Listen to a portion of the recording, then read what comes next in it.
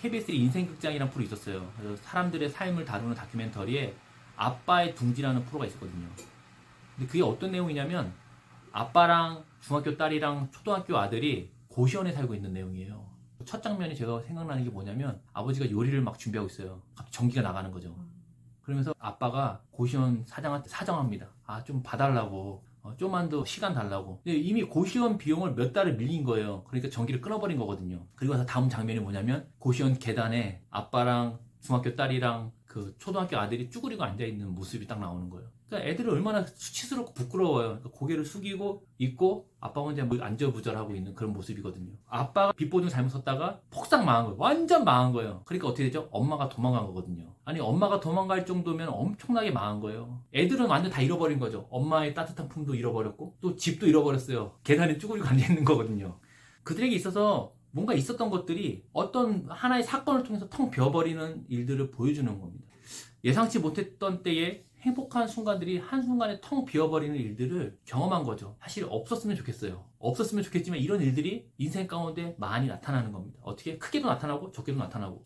그 루키 1장을 보면 엘리멜렉의 집안이 나와요. 엘리멜렉의 집안이 지금 텅 비어버리는 모습이 1장에 나타나는 겁니다. 유다 베들레헴에 흉년이 들었어요. 먹을 게 없어졌다는 거예요. 당시에 먹고 살기 위해서 이 엘리멜렉의 집안은 어떻게 합니까? 모압으로 이주를 해요. 이민을 간 거예요. 다른 나라로.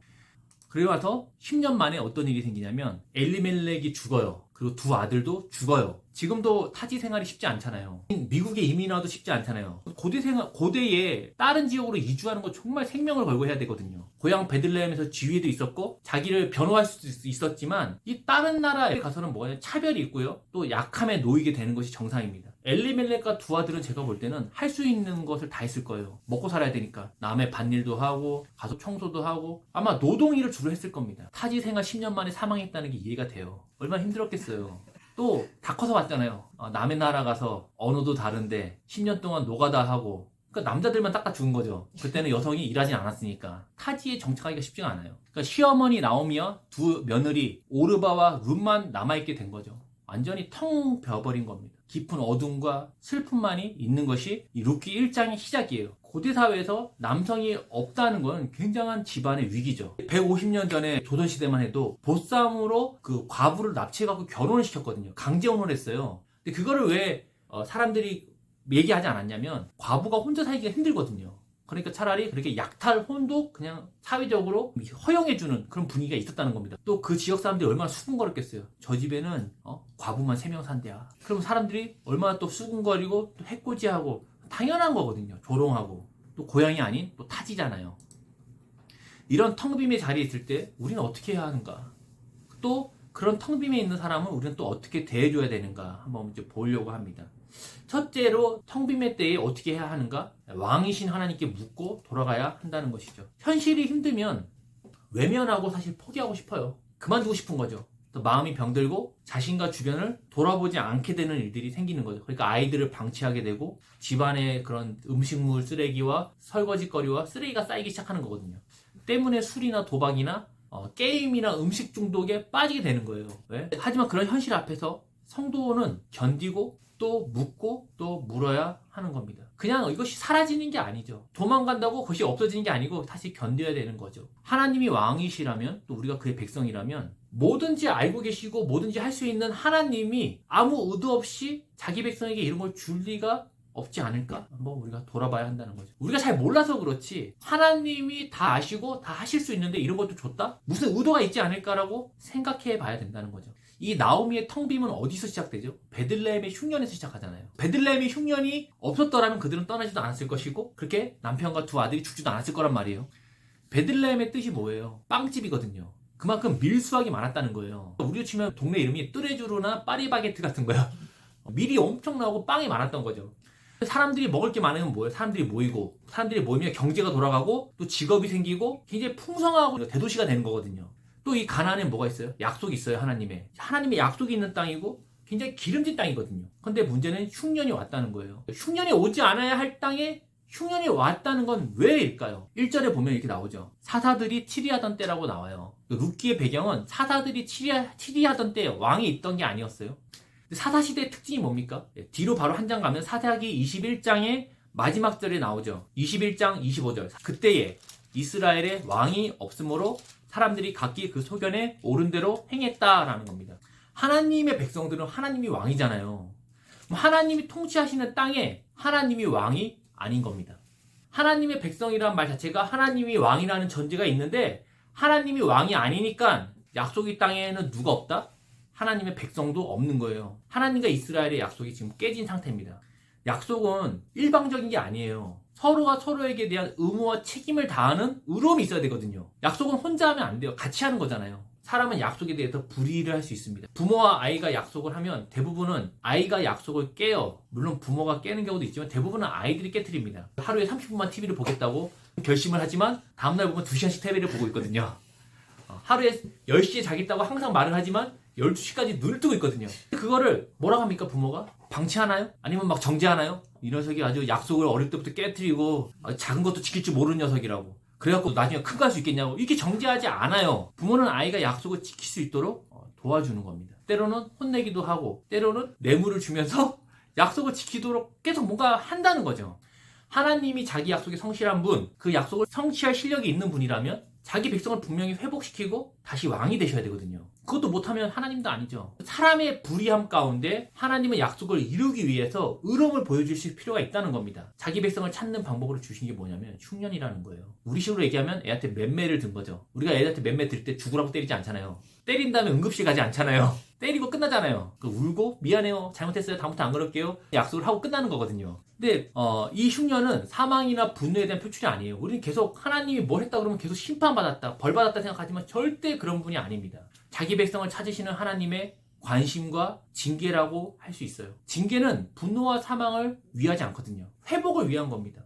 약속을 성취하시는 하나님의 성실함이라고 표현하고 싶고, 하나님의 입장에서 징계하는 건 사실 좀 귀찮은 일이죠. 제일 좋은 건 뭐냐면 그냥 냅두는 게 제일 편해요. 우리 옆집 애가 버릇없다고 해갖고 어떻게 합니까? 냅두잖아요. 저 그런 거 본 적 있어요. 금붕어 뇌종양 수술을 해주는 사람을 본 적 있어요. 또라이죠. 우리 같으면 어떻게 해요? 금붕어가 방향을 못 잡고 물에 둥둥 떠 있어요. 그럼 어떻게 하죠? 건져내갖고 변기에 버리잖아요. 어차피 끝난 거니까. 그냥 생선 한 마리잖아요. 금붕어에 뇌종양 수술을 해줘요. 그러면 뭐죠? 금붕어의 값보다 더 많은 돈을 내야 되거든요. 그러고서 뇌종양 수술해주고 어떻게 해요? 맨날 물에다 소독물 부어주고 약 처리해주고 걷다가 밥주 좋은 거 주고 이러면서 그 금붕어를 살리는 거예요. 금붕어는 주인도 못 알아볼 텐데 금붕어는 사실 아무것도 아니기 때문에 우리는 당장 그거를 바꾸고 새 거 한 마리 산단 말이죠. 그게 하나님 입장에서 볼 때 제일 합리적입니다. 사람이 뭐라고 맞죠? 아무것도 아니거든요.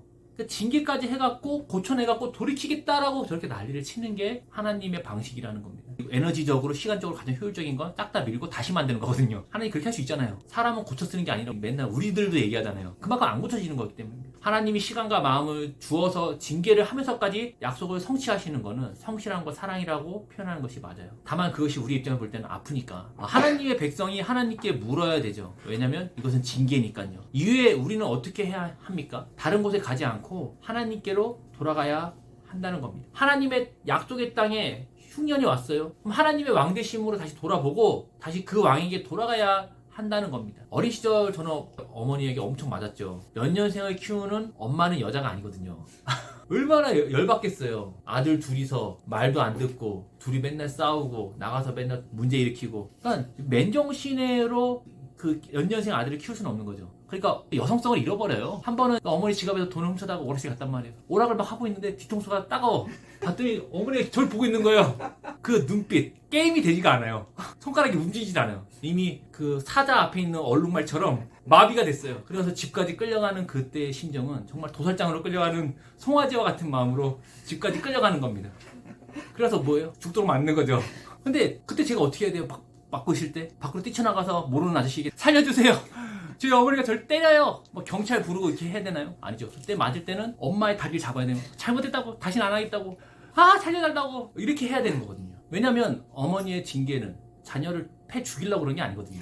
그렇게 하지 말라는 거죠. 그렇게 하면 더 큰 도둑이 될 수 있으니까 그렇게 하지 말라는 거죠. 엘리멜렉은 이 베들레헴의 흉년을 봤잖아요. 그러고 나서 뭐 했냐면 비옥한 모압으로 이민을 간 거예요. 왜? 당장 먹고 살아야 되니까. 그것도 완전 이주한 것도 아니에요. 잠깐 이주한 겁니다. 베들레헴에 조상 때부터 물려받은 땅이 있거든요. 그러니까 잠시 피신했다가 흉년이 해결되면 다시 돌아온다는 계획이었죠. 굉장히 좋은 아이디어예요. 근데 문제는 뭐냐면 한번 이주했다 돌아오는 것도 쉽지가 않아요. 미국에 이민 오면 또 금방 돌아갈 거라 생각하지만 돌아갈 수가 없어요. 제가 공항에서 제 어머니께 그러거든요. 1년에 한 번씩 올게요. 3년째 못 가고 있어요. 갈 수가 없어요. 그러니까 엘리멜렉도 지금 베들레헴에 땅이 있으니까 갔다가 돌아온다고 생각했지만 못 돌아오고 10년째 살다가 죽은 거예요, 거기서. 근데 약속의 땅에 흉년이 왔으면 사실 문제가 어디 있냐면 약속에 문제가 생긴 거거든요. 약속은 뭡니까? 하나님은 우리의 왕이 되시고 우리는 하나님의 백성이 되는 그 약속이 깨진 거예요. 하나님을 왕으로 하나님을 믿는 백성이라면 또 하나님을 신뢰한다면 흉년에 대한 원인을 왕에게 물어보고 왕에게 질문을 가져야 했지만 그 텅 빔을 어떻게 합니까? 외면하고 회피한 겁니다. 도망을 간 거예요. 그냥 문제는 그대로 있는데 놓고 그냥 가버린 겁니다. 그러니까 거기 갔더니 뭐가 또 있어요? 거기도 텅 빔이 있는 거예요. 우리는 어떤 문제가 있으면 이거를 피하면 그것이 없어질 거라 생각하지만 가보면 그 문제는 또 있습니다. 이 A라는 회사에서 정말 상또라이가 있어요. 진짜 악마 같은 그 매니저를 피해갖고 다른 회사로 옮겼는데 그 매니저 거기 또 있네. 이런 겁니다. 우리는 예수님을 믿음으로 하나님 백성이 되었잖아요. 우리 인생에는 이해할 수 없는 텅 빔이 올 때가 있어요. 왜냐면 우리가 모르니까. 이때 스스로 지혜를 내갖고 집단 여기를 피해서 모압으로 가야겠다고 하지 말아야 됩니다. 왕이신 하나님이 자기 백성에게 주시는 심판이 아니라 징계잖아요. 다른 말로 하면 그 수고와 사랑이라고 얘기할 수 있는 겁니다. 하나님은 자신을 사랑이라고 소개하잖아요. 나는 사랑이다라고 얘기하셨지 나는 징계와 심판이요 나는 저주라고 얘기하지 않았거든요. 그러면 하나님의 백성은 이를 어떻게 하냐면 믿어드리는 겁니다. 믿어드린다. 하나님이 얘기했어요. 자기가 사랑이시라고. 그럼 그걸 우리는 믿어드리는 겁니다. 인생에 텅 빔이 오고 어려움이 있고 근심이 생기고 문제가 생겼을 때 얘기하는 겁니다. 믿어드리는 거죠. 하나님이 사랑이라고 했으니까. 사람은 자기 수준으로 상대를 평가해요. 그리고 오해하면서 미움이 생기는 겁니다. 하나님은 자신을 사랑이라고 했어요. 그럼 그 자체가 사랑이신 분이잖아요. 근데 그 사랑이신 분이 나한테 텅 빔이라는 사건을 줬다? 고로보다 하나님은 사랑이 아니다가 라고 보는 게 아니라 하나님은 사랑이시다. 내가 텅 빈 가운데 됐다? 그럼 뭔가 있을 것이다 라고 믿는 것이 가장 지혜롭고 신앙인의 태도라는 겁니다. 텅 빔의 때에 그렇게 하나님을 믿음으로 묻고 구하는 것이죠. 징계의 때에 꾀를 내서 회피하면 그 문제는 계속 있는 겁니다. 하나님께 돌아가야 하고 거기서 우리의 흉년이 해결되는 것을 경험하는 것이죠. 또 두 번째로 보면 텅 빔을 경험하고 있는 사람들에게 우리는 어떻게 해줘야 되는가. 우리 주위에 보면 텅 빔을 경험하는 분들이 많이 있거든요. 오늘 본문에 보면 나오미는 사실 완전 망한 거죠. 본인이 또 젊어갖고 일을 하거나 이런 입장이 아니에요. 늙었잖아요. 그리고 아들도 죽었고 재산도 없어요. 결국에는 다시 돌아갈 수밖에 없어요. 80년대 많은 분들이 서울에 상경을 했거든요. 시골에 있었지만 서울에 상경해갖고 뭔가 자리 잡겠다고 했다가 폭삭 망해서 또 자리를 못 잡아서 고향으로 돌아가는 분도 있었어요. 이렇게 텅 빈 가운데 있는 사람과 함께하는 건요 사실 같이 망하는 길입니다. 망한 사람하고 함께하는 같이 망하는 거예요. 왜 앞에서 아빠의 둥지라는 그 프로그램에서 아빠가 망했잖아요. 또 엄마가 도망갔잖아요. 우리가 그 엄마를 욕할 수는 없는 게 망한 남편 옆에서 사는 건 같이 망하는 거거든요. 우리 보통 사랑으로 같이 견디라 그러지만 본인이 안 당해봐서 그래요. 당하면 사실 이거 정말 쉽지 않은 겁니다. 큰 실패와 손실을 경험하면 환경도 어렵지만은 마음의 상태가 좋지 않거든요. 그러면 맨날 우울해. 그리고 서로에 대해서 책임 전가합니다. 너 때문에 너가 왜 그때 말리지 않았냐. 자기가 해놓고 너한테 얘기를 하죠. 너가 말리지 않아서 그렇다. 그때 너가 왜 생각을 더 안 했냐. 책임을 전가하고 미래 불안하고 너는 뭐하는 놈이냐부터 밤에 잠도 못 자고 서로에 대해서 미워하고 여기다 위로한답시고 뭐라 그래 사람들이요? 아프니까 청춘이다. 실패는 성공의 어머니. 하나님 함께 하신다. 이런 얘기 하면은 죽방 맞는 겁니다. 이런 실수를 많이 한다는 거죠. 하나님이 함께 하시니까 할 수 있다 그러고. 야, 그건 안 당해봐서 그런 얘기 막 하는 거거든요. 본인이 당하면 그런 얘기 못 하죠. 망한 나오미와 함께 하는 건요. 두 명의 며느리에게도 사실 육체적이고 또 정신적이고 또 장리적으로 다 같이 망하는 일입니다. 왜? 장래가 없으니까요. 다만 다행인 것은 뭐냐면 8절에 시어머니 나오미가 두 며느리에게 얘기하는 겁니다. 이미 충분히 선대했으니까 각자 부모의 집으로 돌아가래요. 엄청난 기회를 제공해 주는 겁니다. 다시는 이미 망했지만 너희 두 며느리는 새롭게 시작할 수 있는 기회를 제공해 주는 거예요. 가서 고향으로 돌아가서 뭐 해라? 너의 원래 신호로 돌아가고 또 재혼도 하고 그렇게 하라는 거예요. 왜? 너희들은 아직 젊으니까. 애도 없으니까. 두 며느리 오르바와 루색에 있어서는 정말 일생일대의 가장 중요한 순간입니다. 한순간의 선택이 그 평생을 좌우한다는 말이 너무 잘 어울리는 순간이에요. 망한 시어머니를 따라서 자기들 고향은 모압이거든요. 고향을 떠나서 낯선 베들레헴 땅에 가서 이방인으로 살 것인가, 망한 시어머니를 평생 봉양하면서 자기 인생도 없이 살아야 될 것인가. 죄송하지만 시어머니의 요구를 못 이기는 척 수용하면서 고향으로 돌아가서 재혼도 하고 새롭게 시작하는 거 정말 좋은 기회잖아요. 두 며느리의 남은 인생을 좌우할 수 있는 정말 중요한 순간을 나오미가 제공한 겁니다. 나오미가 평생 후회할 수도 있는 선택을 하는 거죠. 10절에 보면 두 며느리가 처음에 거절하죠. 하지만 11절과 13절에 보면 나오미의 말이 진심이었어요. 진짜 그렇게 생각한 거예요. 나는 망했지만 너희들은 아직 젊으니까 가라. 이게 14절에 보니까 오르반은 나오미에게 입을 맞추고 떠나요. 이때 가장 긴장한 사람이 누굴까요? 룻이 가장 긴장했겠죠. 한 발 늦었어. 자기가 먼저 선수 쳤어야 되는데 한 발 늦은 거예요 지금. 14절에 오르바가 떠남과 룻이 시모를 부초층 사이에 엄청난 지금 갈등, 이 14절 사이에 엄청난 갈등이 숨겨져 있는 겁니다. 룻은 시어머니를 따라 베들레헴에 가기로 결정을 했어요. 그녀의 평생을 텅텅 비어버린 시어머니를 따라서 함께 텅텅 비어진 삶을 살기로 결정한 거죠. 상또라입니다. 완전 변태, 상변태. 이해가 되지 않잖아요. 그리고 굉장히 어리석은 거거든요. 중요한 선택의 기로에서 우리는 무엇을 기준으로 선택을 할 것인가. 자본주의 사회에서는 합리성이 중요하죠. 시어머니의 재정 상태, 베들레헴에 있는 땅은 몇 평인가, 또 도울 만한 친척은 몇 명인가 계산해서 합리적으로 선택하는 것이 자본주의 사회의 선택 기준이거든요. 16절과 17절 보면 룻의 고백은 단순한 효심으로 인한 고백이 아니에요. 이 한국 정서에서는 마치 시어머니를 모시는 며느리라고 보는 분들이 많아요. 봐라 얼마나 효심이 깊냐. 2000년 전의 고대 사회는 유교 사회가 아니거든요. 한국은 유교 사회니까 계속 뭔가 유교적인 개념으로 성경을 보지만 이때는 유교가 아니었거든요. 이방 여인 룻이 자신도 하나님의 백성인 것을 고백하는 신앙적인 고백입니다. 그녀는 유대인도 아니에요. 혈통적으로 아브라함의 후손도 아니기 때문에 사실은 그는 하나님의 백성이 아니거든요. 그렇잖아요. 근데 그러나 믿음으로 하나님의 백성이 되는 걸 지금 보여주는 겁니다. 아, 그럼 하나님의 백성은 혈통에서 나는 게 아니고 믿음으로 나는 걸 지금 보여주는 거예요. 이방 여인 룻이 이렇게 뭔가 여호와 하나님에 대한 신앙을 고백하는 이유는 뭘까요? 시어머니가 종교적으로 강요했나요? 주일날에 교회 안 가면 뭔가 혼냈나요? 그동안 시어머니를 통해서 뭔가 본 겁니다. 모압 백성과는 다른 삶을 보고 그 성품이 남다른 걸 보는 겁니다. 우리 시어머니 또라이네.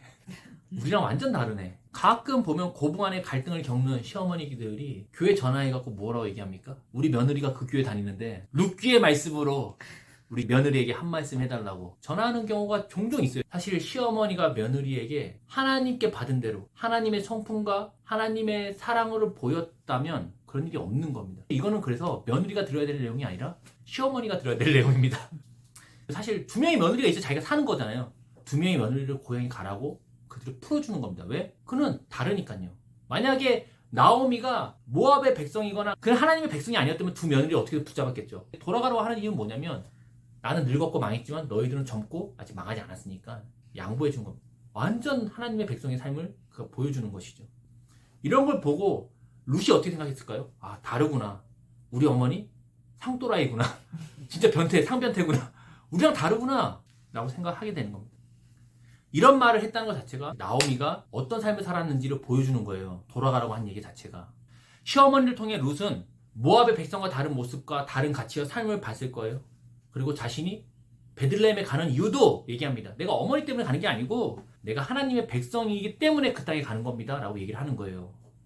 하나님은 사랑이죠. 사랑이 많은 분이 아니라 사랑 그 자체거든요. 그럼 하나님의 사랑은 대체 뭘까요? 나오미가 보여준 사랑은 대체 무엇일까요? 고린도전서 13장에 보면 사랑장이라고 얘기를 해요. 보면 얘기합니다. 사랑은 오래 참고 자기 유익을 구하지 않고 자랑하지 않고 등등등 나옵니다. 한마디로 정리하면 이렇게 얘기할 수 있어요. 사랑은 뭐냐면 합리적이지 않다는 겁니다. 합리성은 사랑이 아니에요.